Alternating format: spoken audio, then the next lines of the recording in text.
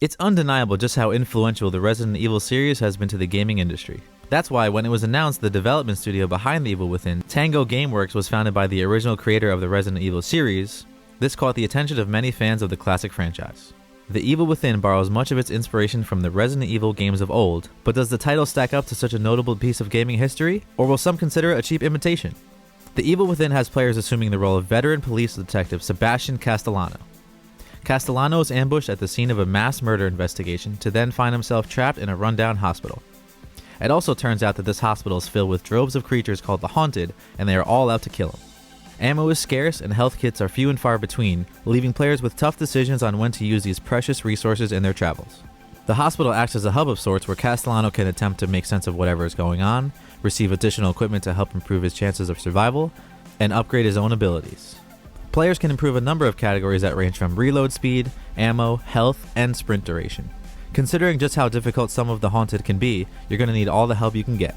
Speaking of the Haunted, they are quite the formidable opponent and can cause significant amounts of damage if you don't take one-on-one interactions seriously. Let a few of them overrun you and face almost certain death. It seems like shooting or attacking your target head-on should be considered more of a backup plan. The Evil Within heavily favors sneaking up on Haunted in order to take them out with a one-hit kill from behind. Bear traps, wire traps, and explosives equipped with motion detection are just some of the fun little surprises the Evil Within will throw at players. Thankfully, the devastating effects from traps go both ways, as you can also use them to take out any Haunted dumb enough to walk into one. The Evil Within's combat system feels like it took a page out of Resident Evil 4's manual, which is both a good and a bad thing. I experienced moments where I felt like I had control over the combat, as I was able to take down one or two Haunted at a time, but sometimes it felt like I was fighting the controls. At its survival difficulty setting, there's no aiming assistance, and unless you spend points on your aiming stats, you're going to have a tough time getting the aiming reticule to your target in time. Also, playing as a veteran detective, I would have assumed Castellano would feel a little more nimble than he does in The Evil Within. The most Castellano can do is run away from whatever he's fighting, as it appears he forgets all of his years of police academy. He can't dodge, he can't sidestep, and he can't even perform a role. I guess he's one of those veteran detectives who's too old for this shit. Resident Evil fans will have a serious case of deja vu when playing The Evil Within, as it offers much of what makes the series so enticing to play, while frustrating you at the same time.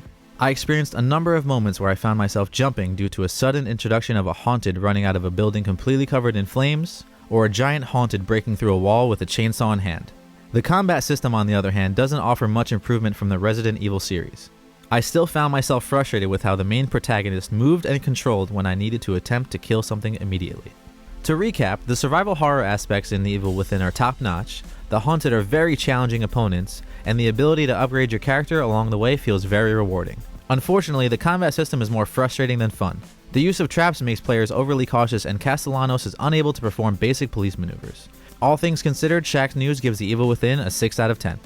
Thanks for watching. For the full review and more coverage on The Evil Within, head over to shacknews.com.